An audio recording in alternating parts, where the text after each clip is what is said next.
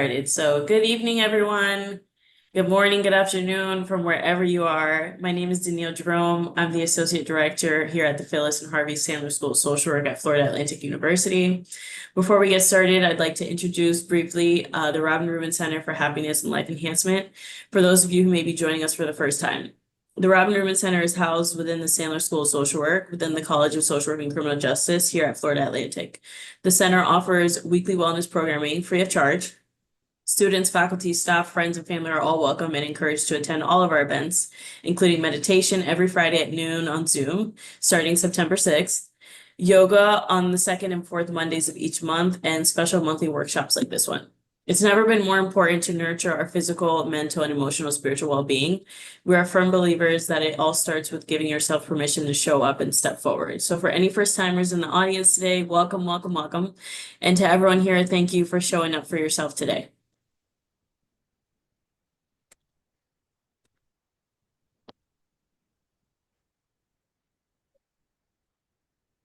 Second.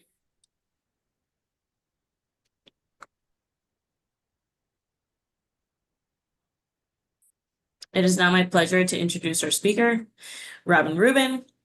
Rubin is an avid volunteer and very involved and well-respected in the greater Boca Raton philanthropic community.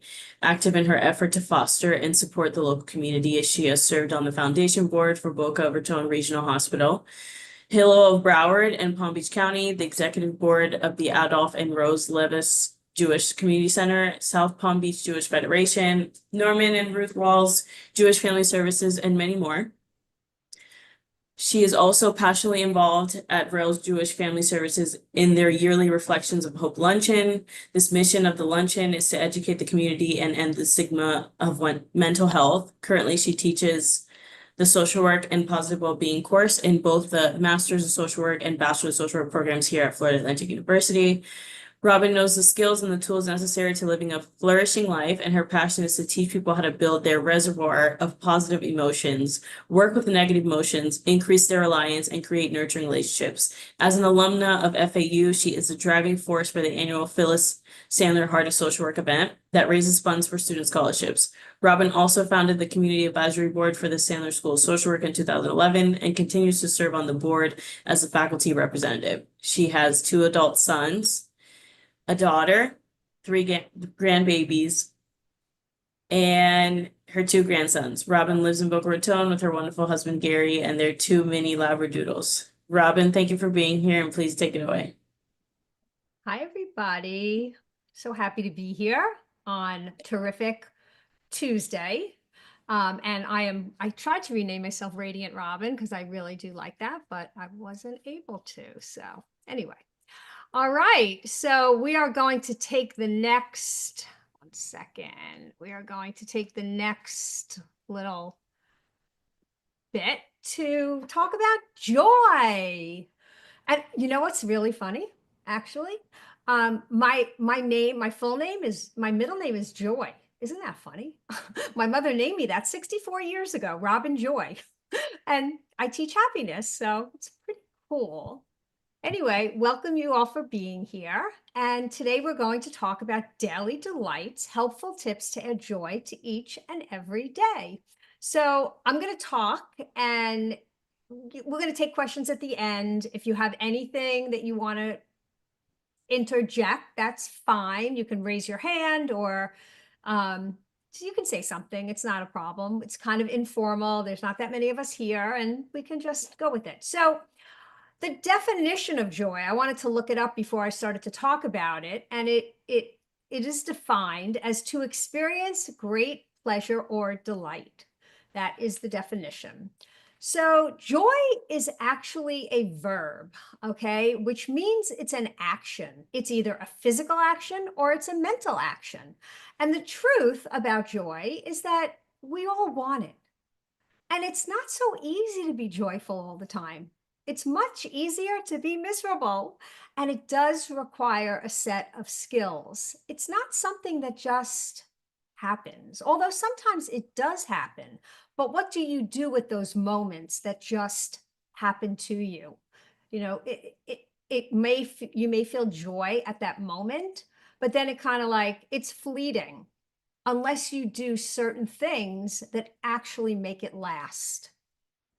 So do you think that we search for it? Do we go out there like, where is the joy? Sometimes we do, but does that always work? Probably not. So joy is not just smiling, although when we do smile, we feel better. It's not feeling good all the time. It's not being rich or affording everything you want. And it's not a final destination, meaning once you feel joy, typically it doesn't last. It's something that we need to do something about each and every day. So as adults, we actually have a resistance to being joyful because we think if things are going really well and we feel really good and everything is really going well for us, we know that something bad might happen. But children are actually happy because they don't have that file cabinet that we all have in our heads, right? All the things that can go wrong. We have that file cabinet. We know what can go wrong. So that's why sometimes we're resistant to it.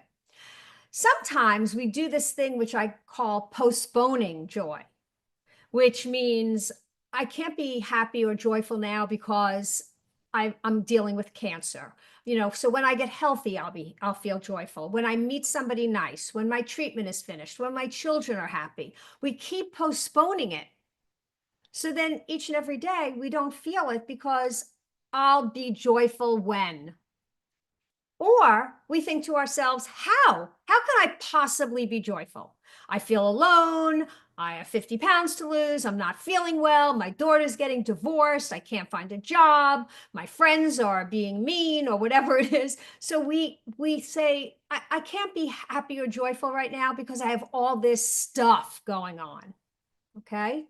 So it's not so easy. And that's why we're doing this little workshop, because I hope that by the end, I'll give you some skills and tools that you can learn that you can actually incorporate joy into your life. So we have to make it happen. That's how we can feel it more often. And why does it even matter to feel joy? And that's because joyful people do better in life. They have more career success.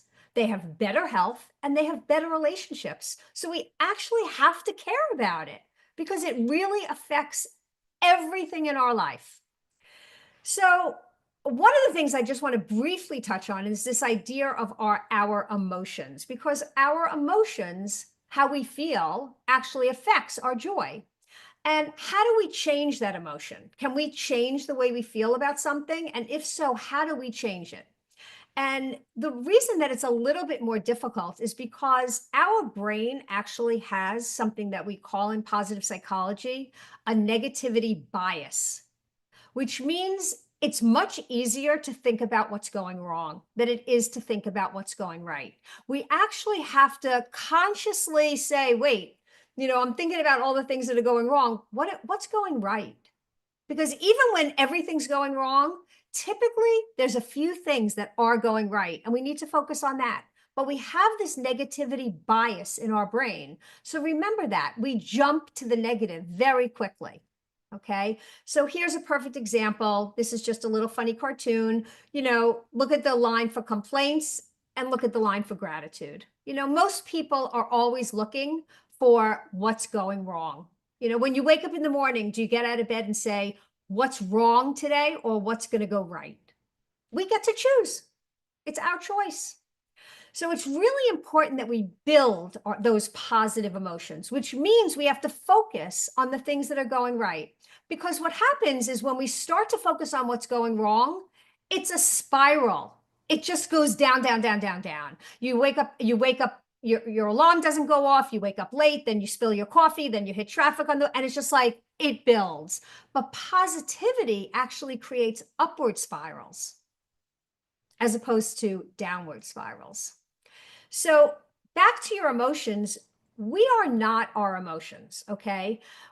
We become mentally unhealthy when we get stuck in anger, anxiety, depression, judgment, or guilt. And you, as a human being, you aren't sad, stressed, angry, frustrated, jealous, concerned, bored. You are just you experiencing an emotion. So when you do feel sad, it's not like I'm sad.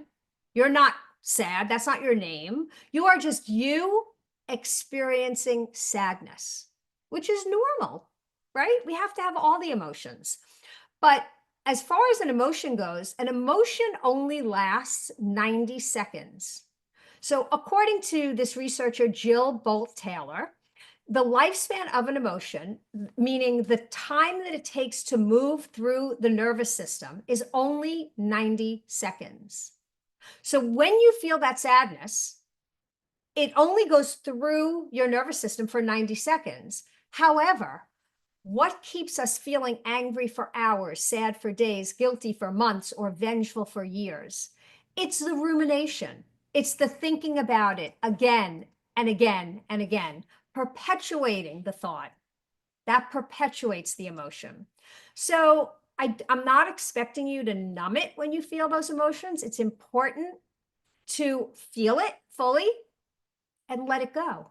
And think to yourself, wait, it's only 90 seconds. Okay. So I feel sad, but it doesn't have to last for days or weeks or months. Emotion is energy, and we have to let it pass. So when we shift the thought in our brain, it shifts the emotion. I feel sad for now. Things are going to get better. We can think different thoughts and change how we feel. Does that make sense? Give me a thumbs up. Okay. So when you create a better feeling thought, you have a better feeling emotion. So it's the small stuff. It's really the small stuff. It's not the big things in life. Joy is a side effect of engaging in specific activities. And we're going to talk about those because the whole idea is like, how can we feel better most of the time? So so the course that I teach at FAU is a course on positive psychology. And there's been research over the past 30 years that tells us that many things contribute to our joy and our well-being. So one of the things that is important is to know what makes you feel joy. I mean, for me, a very simple thing that really makes me feel good is when I pet my dogs. Now, if I don't take time to do it, I'm not going to feel it, right? And these are little things. Another little thing that brings me joy is my coffee in the morning. I love my coffee in the morning. But again, I have to think about it while I'm doing it. This really makes me feel joy when I drink my cup of coffee, because that's what gets it into your brain and makes you feel good. It's not just doing it. Like if I just make my cup of coffee and I don't think about it, that it makes me happy and joyful, then it won't happen. So we have to prioritize our joy. So we have to take into account each and every day. It has to be part, like, I don't know how many of you make lists of what you have to do that day. You know, for a day, you have to go to this doctor, then you have this meeting, then you have this work to do, whatever it is. On that schedule, make sure you prioritize some time where you can feel joy. So you actually have to schedule pleasant events, whether it's in the middle, you go relax. And whether it's watching something funny on YouTube or whatever it is, we have to prioritize this positivity. So when we were young, when we were little kids, I hope that whoever raised you planned some happy things for you, some things that you could do that would make you happy, right? It was planned for us. We didn't have these ideas of like, I want to go to the playground, I want to go to the beach, I want to get ice cream, whatever it is. So when we were young, it was planned for us. However, today, as an adult, who plans your joy? Who plans it? Who plans it? Somebody say something. We do. You have to do it. We have to do it. So one of the things that we need to do is to savor those small things. See, she's just smelling flowers. She's eating a bowl of warm soup. We actually have to prioritize our joyful events in our life, and then we have to savor them because that perpetuates the joy. It perpetuates the feeling. One of the things we have to do is we have to be careful with our time. You know, scrolling on social media typically does not bring us joy. And the more we do it, typically, the less joy we feel. So be careful with your time. Another thing, think happy thoughts. You get to control what's up here. Nobody else does. So you have the choice what you're going to think about. I find myself sometimes like I'll be thinking about something, a negative event or something, and I'll say to myself, Robin, stop. Just stop. You know, and I can consciously get myself to stop, because sometimes we do, otherwise we ruminate about it. We also can buy some joy, meaning creating experiences that bring us joy.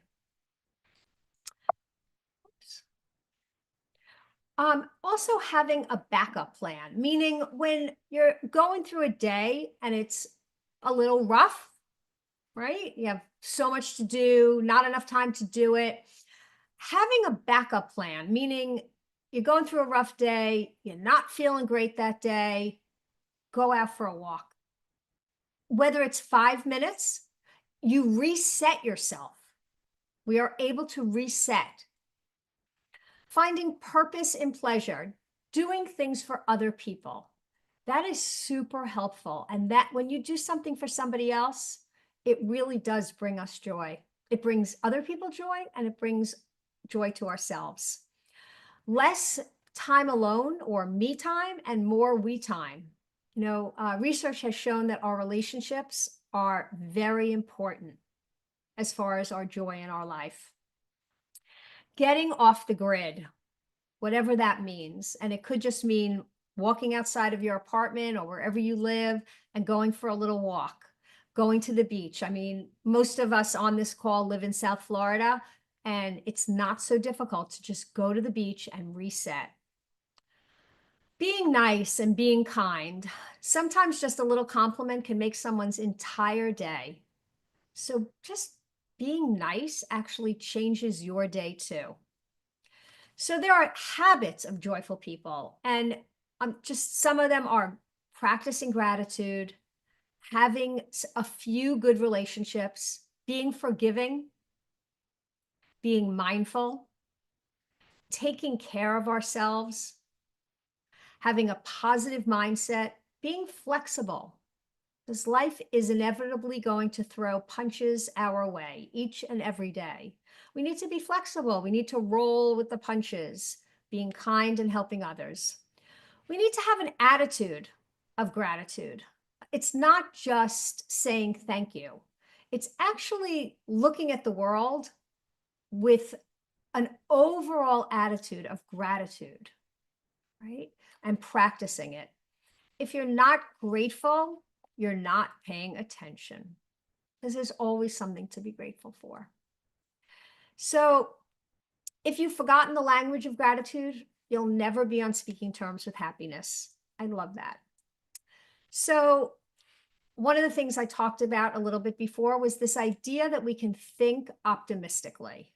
You know, being a little pessimistic is not a virtue, and optimism is a skill. We have to train our brain to do it. Again, because we have that negativity bias. And it's so much easier to go to the bad is always stronger than the good. An example, when you make a new friend, it feels really good, right? That's a good feeling. But when you lose a friend, think about how much heavier that is than even making a friend. And that's because the bad is stronger than the good. Or even, you know, you're walking down the street and you find like $100. That feels so good. Oh my God, I found $100. It was a $100 bill on the street. That feels good. And it's a good emotion. But when you lose $100, think about how much heavier that is. Because again, the bad is stronger than the good. So it's not about sticking our head in the sand. That's not what we want to do. We want optimism wedded to reality. So I love this Epictetus in 55 AD said, men are disturbed not by things, not by events, not by circumstances, but by the principles and notions which they form concerning things. So it's about how we process it. It's about our perspective. So I'm going to read you a little story about a farmer. So once upon a time, there was an old farmer who had worked his crops for many years. One day, his horse ran away. Upon hearing the news, his neighbors came to visit. Such bad luck, they said sympathetically. Maybe, the farmer replied. The next morning, the horse returned, bringing with it 3 other wild horses. How wonderful, the neighbors exclaimed. Maybe, replied the old man. The following day, his son tried to ride one of the untamed horses. He was thrown and he broke his leg. The neighbors again came to offer their sympathy to his misfortune. Maybe, answered the farmer. The day after that, the military officials came to the village to draft the young men into the army. Seeing that the son's leg was broken, they passed him by. The neighbors congratulated the farmer on how well things had turned out. And the farmer said, maybe, said the farmer. Because, when things happen, we right away, like our brain is a experience making machine. It's a story making machine, meaning when things happen, we create the story about whether it was good or it was bad. And by the way, sometimes we don't know how things are going to turn out. So it's really important to be just open to that idea that, when bad things happen, maybe not. Because it's our thoughts. It's not necessarily just what's happening. And if we take control of our thoughts and the meaning you ascribe to your experiences, you will be more fulfilled in life. And again, it's a conscious effort each and every day. We have to think about it. We can't just let our brain go to the negative, which it will do just by itself. And I love this saying that says, thoughts that fire together, wire together. So if we continue to think the same negative thoughts all the time, we actually create a belief system because those neurons wire together. But if we introduce a new thought, we can wire those together too. So if I change my thought, I can change my reaction, I can change my behavior, I can change how I feel. So it's important to be flexible because we all, what's the saying? We plan and God laughs. We plan this great trip and then somebody gets sick or something. Like we plan, God laughs. We have to, we continue to plan and shape our future, but we can't control it. Trying to control our future leads to frustration and unhappiness. So we have to be flexible. Maybe not as flexible as this girl, but we have to be flexible. We have to be open to new directions and keep moving with the punches life invariably throws our way. We also have to have faith, and faith has nothing to do with religion. Faith has to do with this idea that if we do our part, the universe will bring us what we need. It's not always what we want, but it's always what we need. So this just says faith is taking the first step, even when you don't see the whole staircase. I like that. Sometimes the best thing you can do is not think, not wonder, not imagine, not obsess, just breathe and have faith that everything will work out for the best. It's not always easy. So we have to live in the present moment. The present moment is the only moment that's available to us, and it's the door to all moments. Realize deeply that the present moment, it's all you ever have. We don't have yesterday. That already happened. We can't change it. We don't have tomorrow because we don't know what tomorrow will bring. It's right now. That's it. Right here, right now. So being mindful, enjoying every aspect of an experience. And that means that even after the experience is over, sharing it with friends, journaling, taking pictures. Sometimes people will say, well, don't take pictures, just be in the moment. But sometimes you want to be able to look back. Like if I go back on my phone and look at some of the pictures I took last week or last month, it actually makes me feel happy and joyful. So in that case, photos are a good thing, and our phone is a good thing for that too. Taking care of yourself, exercising, eating well, limiting your use of drugs and alcohol, honoring this one vessel that we get to live this human experience with, honoring your mind, your body, and your spirit. So being generous, and we talked about that a little bit, being kind, giving actually makes us happy. When we are kind and we give to other people, it increases our joy. So on a day that really rough for you, you do something nice for somebody else, you feel so much better. So I liked this. Ours is not the task of fixing the entire world all at once, but of stretching out to mend the part of the world that is within our reach. I think to myself, there's so much going on in the world today, and we want nobody, we don't want anybody being killed or hurt, or we don't like wars, and there's so many people that are hungry and homeless, and sometimes it just feels so overwhelming, and you're like, what am I going to do? I can't save the world. Well, no, you can't save the world, but you can save one starfish, just one. And that makes a difference. So just try to mend the part of the world that is within your reach, whatever that is. And those who refresh others will themselves be refreshed. And that's the idea, that when we do something for somebody else, we feel good. We feel better. We feel like we made a difference in just our little part of the world. So research has shown that the happiest people have strong relationships. Our relationships really matter. It's our number one predictor of longevity and happiness.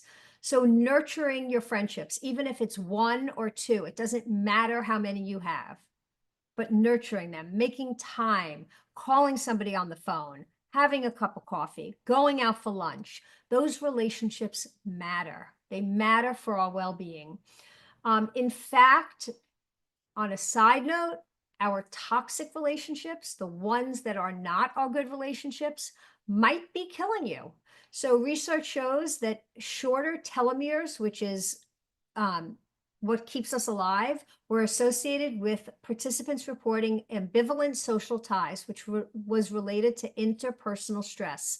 So shorter telomeres equals shorter life, and our toxic relationships actually shorten our telomeres. So it's really important that we limit our toxic relationships. Sometimes they're our friends and our family, and we live with them, but we really have to be aware of it and try to limit those relationships. Our social connection contributes to our longevity. There's a Harvard study, it's over 80 years, and our close relationships, more than money, fame, or what keep people happy throughout their lives. Really important. Life in 3 words: other people matter. When we're growing up, I have a grandson that's 3, and I want to do it myself. I want to do it myself. You go to do something for him. I want to do it myself. We grow up with this mentality that we need to do it by myself. But the truth is that other people actually help us all along the path of our life. Any successful people you know have other people that have influenced and made an impact on their success. So it's really good to just pick a few tools and incorporate them. It's not necessary to do everything. But let's just think about this. If you were to take 30 seconds and think about 2 friends in your life that lift you up, or one or two, it makes you feel good, right? Think about this. Not the people that are bothering you or you can't stand, but 2 friends that lift you up. That makes you feel joy. Or how about this? How about 4 appliances in your home? May sound silly, but 4 appliances that you're grateful for. Like, what would you do if you didn't have a washer and dryer? Like, You know, it's not every day that you are grateful for your washing machine and your dryer or your refrigerator that keeps your food cold. But when you think about it, it's kind of nice.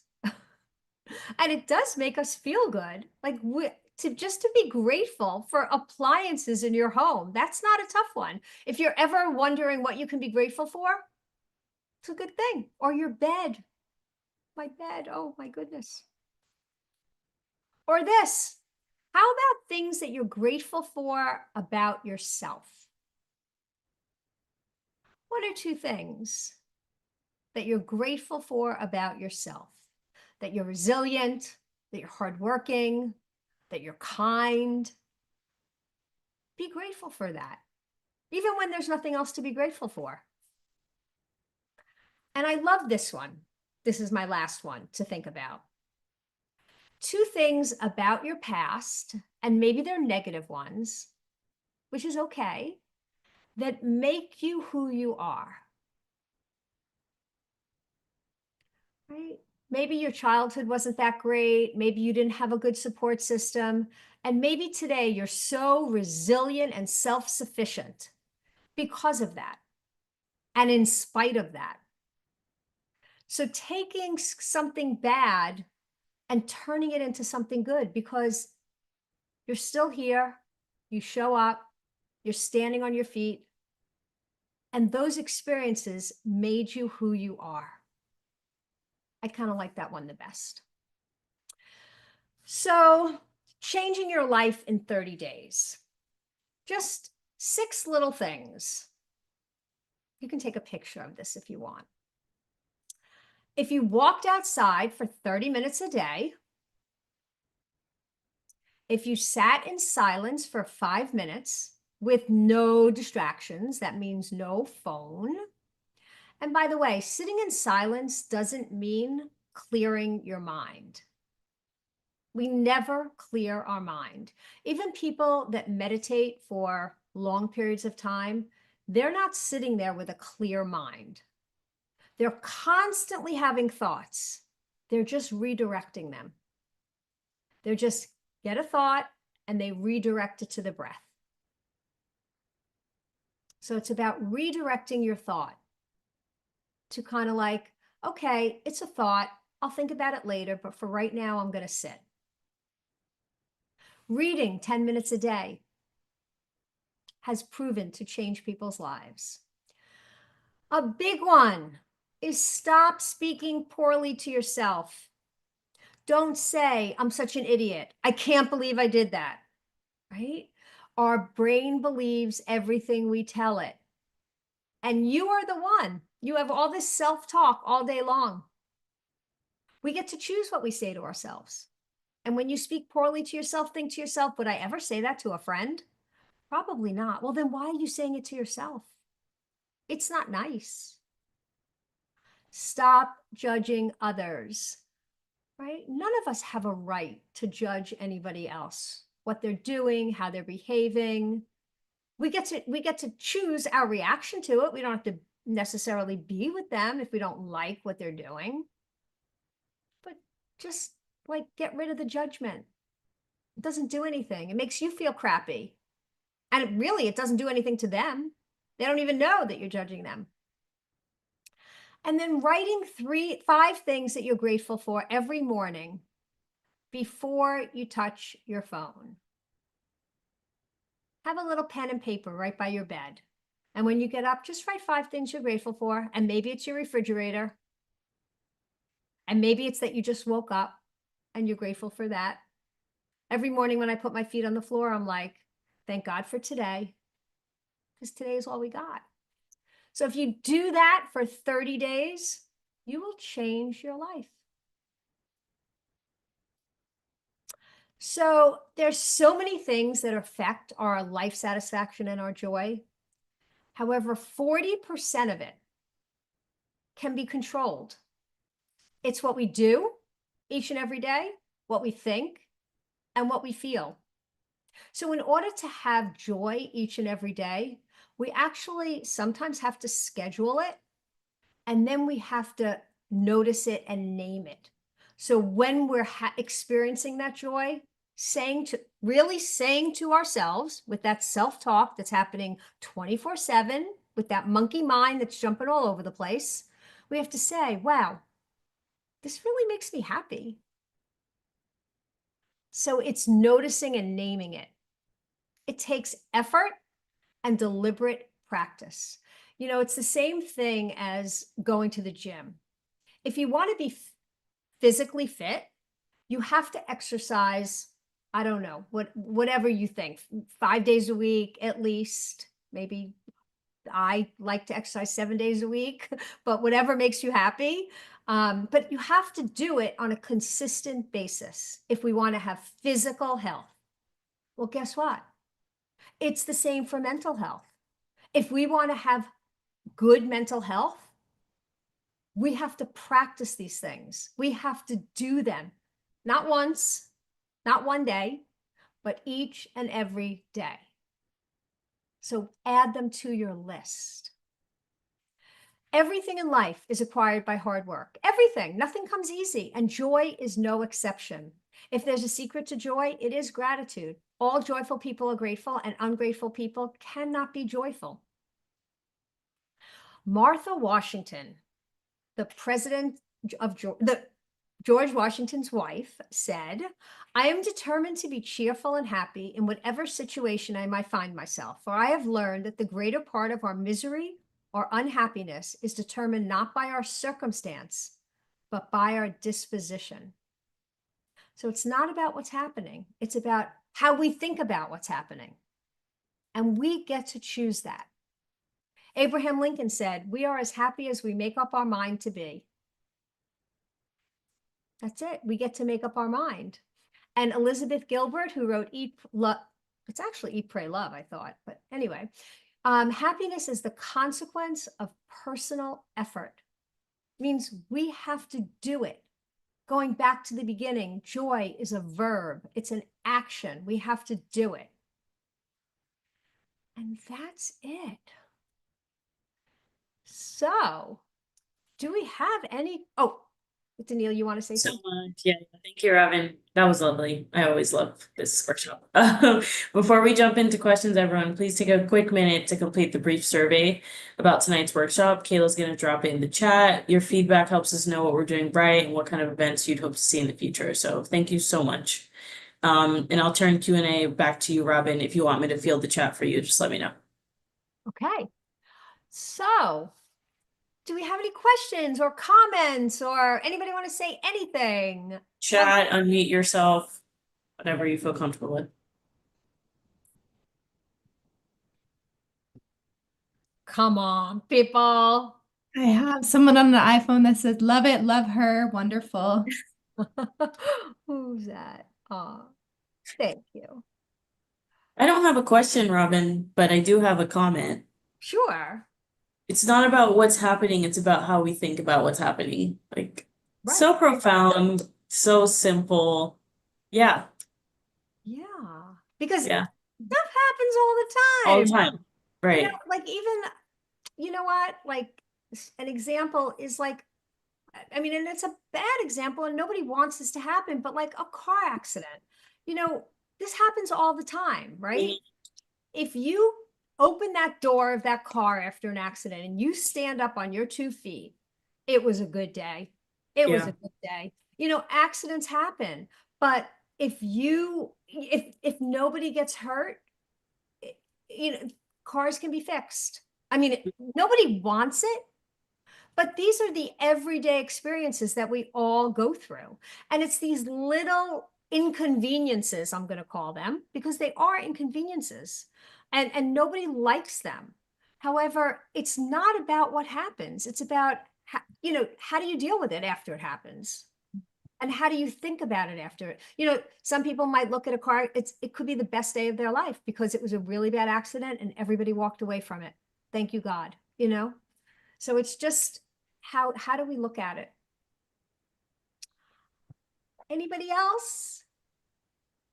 I think when you were talking just in the beginning, like reminding yourself, enjoy the cup of coffee, it reminded me of an old supervisor I had who like intentionally at the beginning of the day before I'd go in and I'd want to talk to her, she'd be like, "Hold on. She would grab her cup of coffee and hold it while the coffee is still warm, and she's like, "Okay, I'm ready. Bring it on." Exactly. And by the way, our breath is so important. Whenever we are feeling stressed out or anything, to take a minute and do, a couple of nice nostril breathing in through the nose and out through the nose. It calms down our nervous system and okay, now let me look at the situation. Our breath is our greatest gift, and we do it all day long. And most of us just do it with this little shallow in and out breathing, and we don't take the time to actually feel the breath going through the nose, feel it fill our lungs, hold it in our lungs, and then have a nice deep exhale.